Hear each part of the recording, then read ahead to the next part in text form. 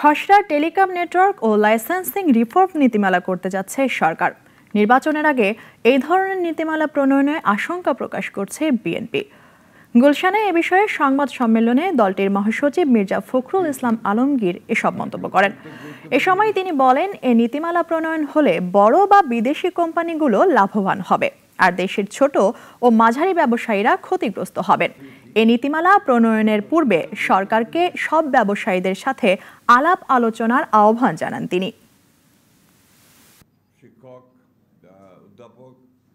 বাংলাদেশ টেলিযোগাযোগ নিয়ন্ত্রণ commission BTRC সাম্প্রতিক draft telecom network licensing reform policy 2025 উদ্যোগে বিষয়টি বাংলাদেশ জাতীয় দল বিএনপির দৃষ্টিগোচর হয়েছে।